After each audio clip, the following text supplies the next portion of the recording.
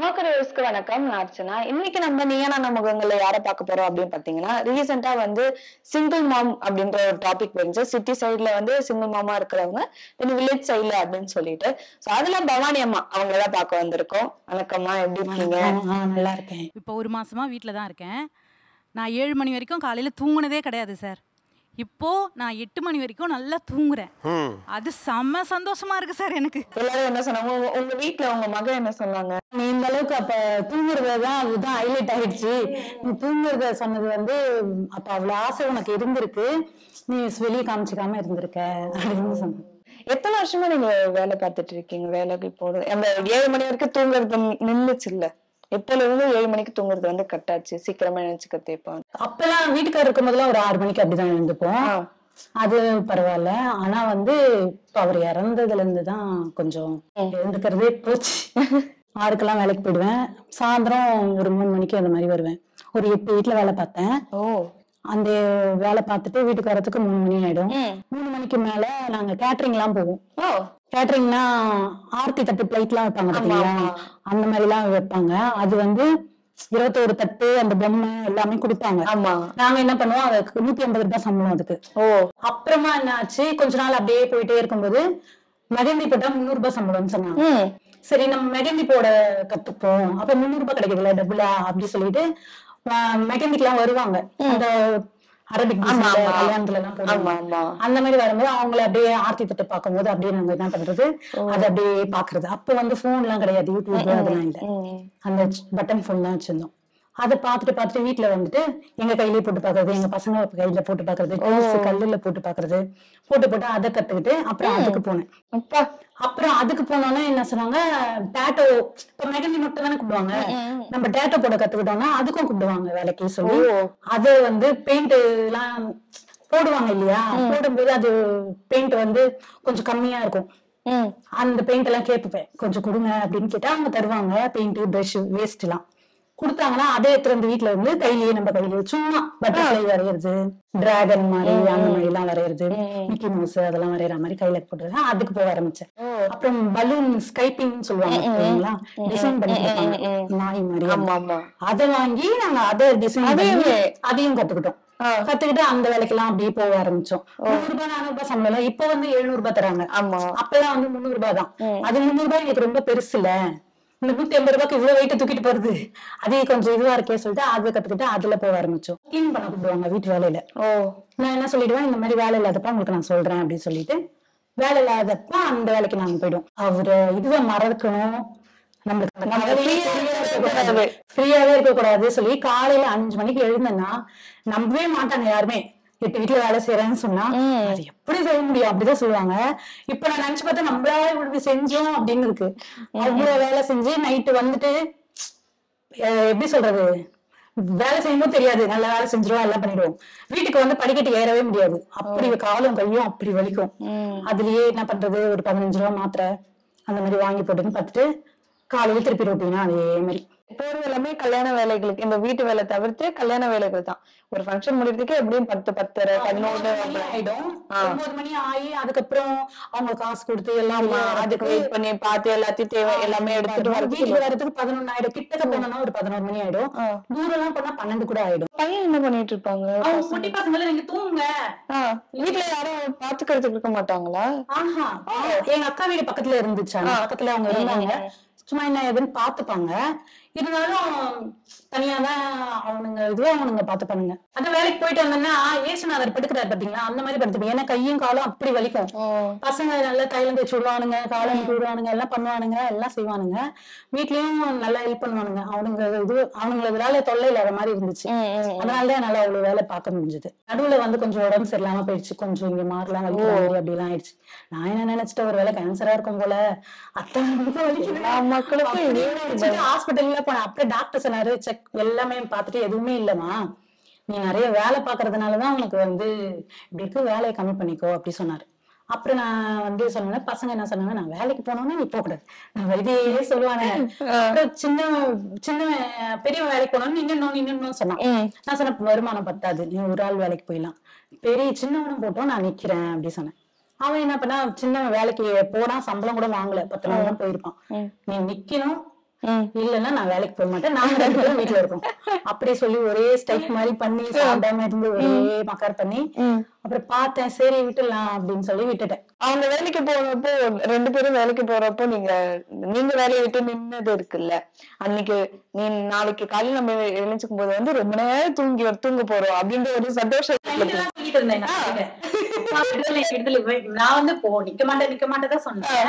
ஆனா கடைசியா நின்னுட்ட பிறகு அன்னைக்கு நைட் எல்லாம் 11-12 மணி வரைக்கும் எங்க அக்கா வீடு பக்கத்துலதான் ஜாலி விடுதலை கிடைச்சிச்சு எனக்கு.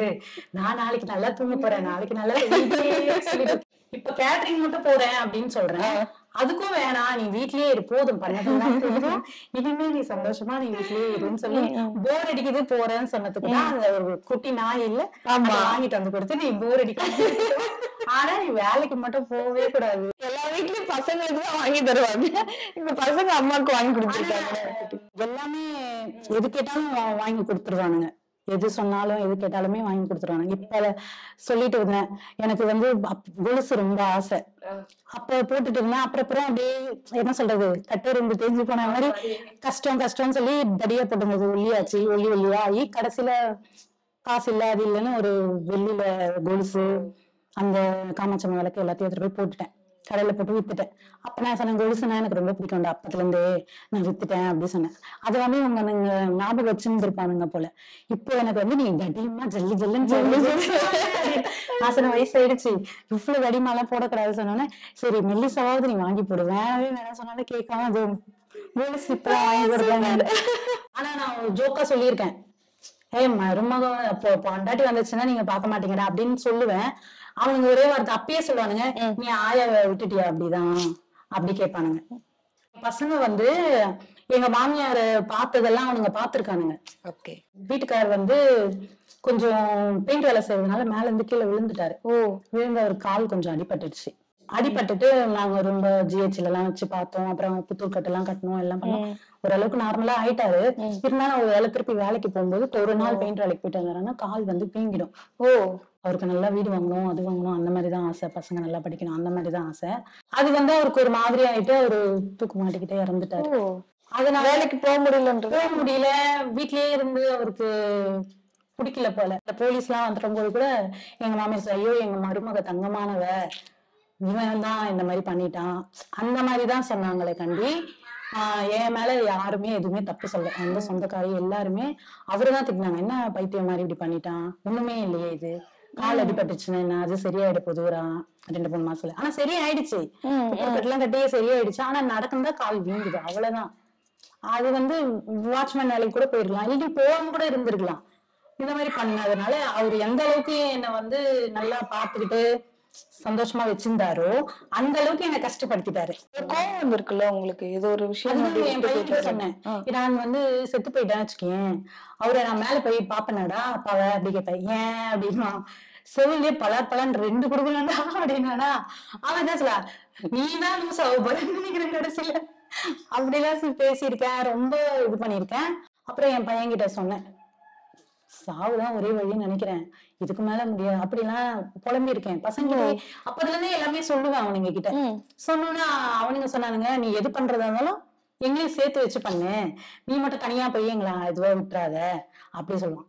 சரி யோசிச்சுட்டே இருந்தேன். இவனுங்க என்ன சொல்லுவானுங்க, சப்போஸ் நீ இறந்து போயிட்டு எதனா பண்ணிக்கிட்டு இறந்துட்டீங்கன்னா அந்த ஓடிடில வந்து ஒரு பெரிய காவா இருக்கும், பெரிய காவா. உண்மையா சொன்னாங்க அவரையே, அந்த பெரிய காவால நாங்க விழுந்து செத்துருவோம், நீ என்ன பண்ணனாலும் விஷத்தை வாங்கி சாப்பிடுறியா, நீ வந்து எங்களுக்கும் கொடுத்துட்டு நீ நம்ம 3 பேரை செத்துடலாம், ஆனா தயவு செஞ்சு என்னை விட்டுட்டு மட்டும் போயிடாத அப்படி சொன்னான்.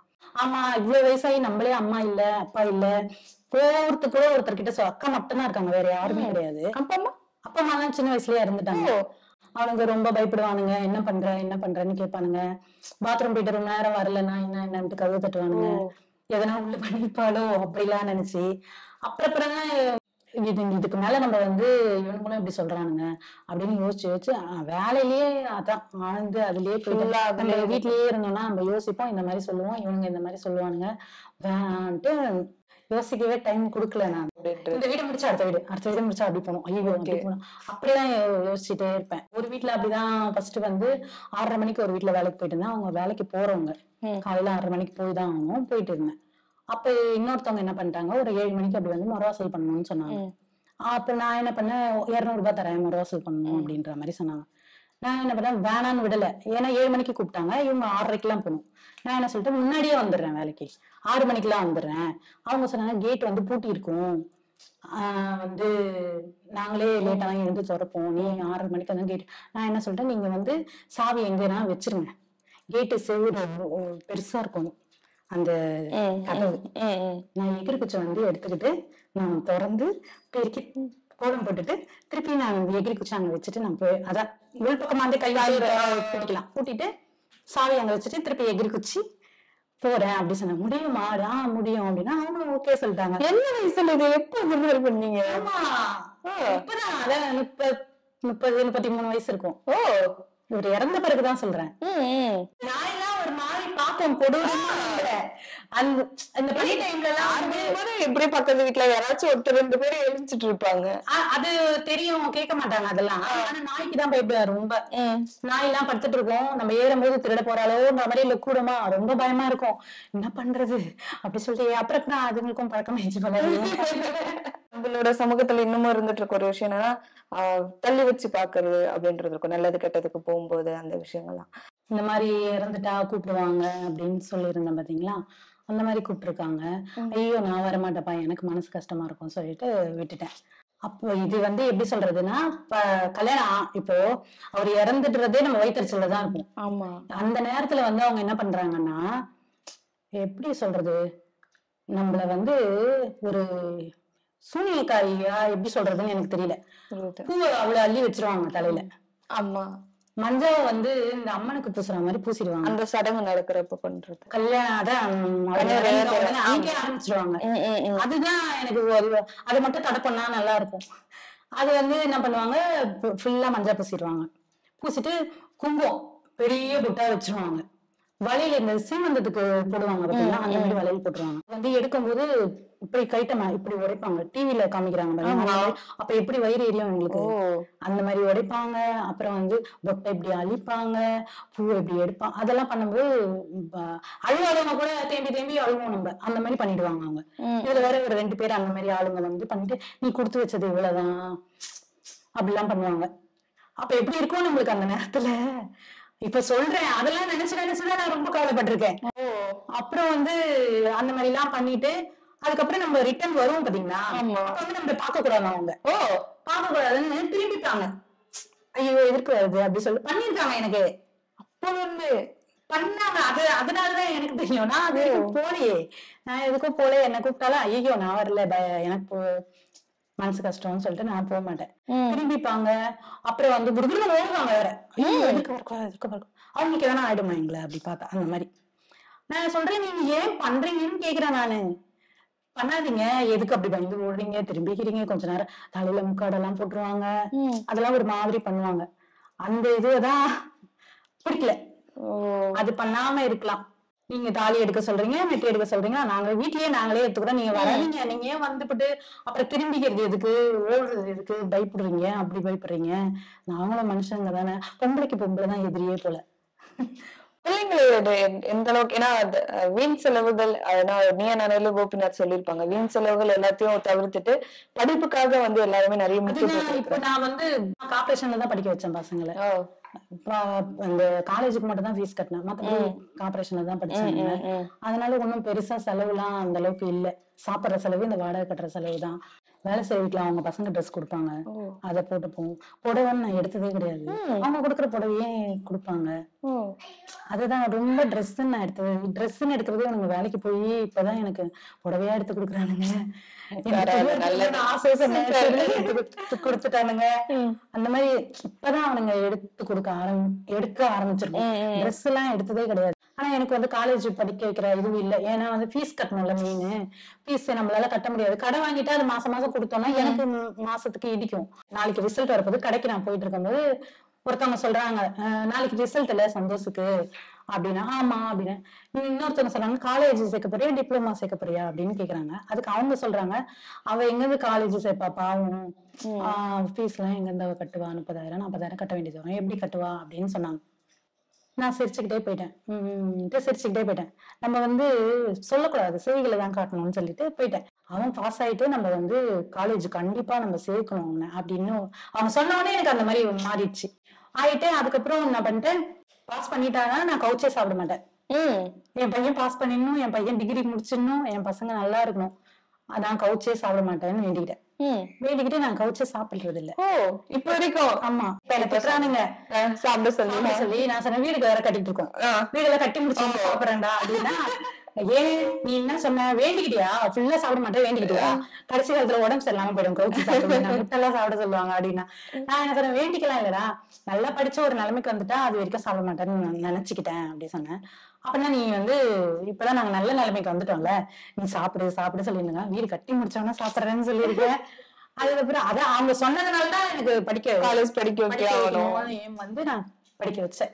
படிச்சு முடிச்சிரு வேலைக்கு போறது இருக்குல்ல, எனக்கு வேலை கிடைச்சிருச்சு, இந்த மாசத்துல இருந்து வந்து ஜாயின் பண்ணி சொல்லிருக்காங்க அப்படின்னு வந்து சொல்லுவாங்கல்ல, சொல்லும் போது உங்களுக்கு சந்தோஷமா இருந்தா, அதுவும் இல்லாம ட்ரெஸ் வேற பண்ணிட்டு போறாங்களா, எனக்கு அதெல்லாம் ரொம்ப பெருமையா இருக்கு. அவங்க கூட சொன்னாங்க பாருங்க, என் பசங்க ஹைட் ஆயிட்டாங்க அப்படிங்கும்போது நானே சொல்ற மாதிரி இருந்துச்சு. நான் அதெல்லாம் சொல்லணும்னு நினைச்சேன்.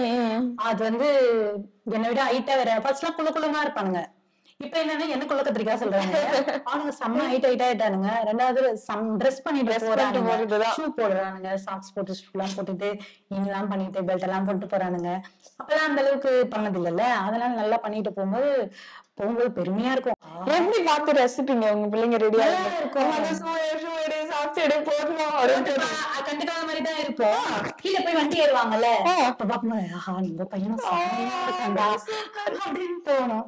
நல்லா கெத்தா போறானுங்கல்ல, அப்போ ஏறிலாம் உட்காந்துட்டு போகும்போது போயிட்டு வா அப்படி சொல்லுவேன். இப்ப வேலைக்குதான் போகல, அதனால போய் அங்க நின்னுட்டு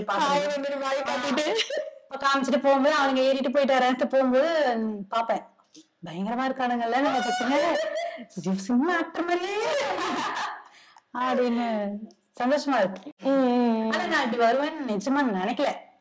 இப்படி வருவேன், இப்படி பசங்களை நல்லா டிகிரி வரைக்கும் எல்லாம் படிக்க வைப்பேன் அப்படிலாம் அப்ப நினைக்கவே இல்லை நானு.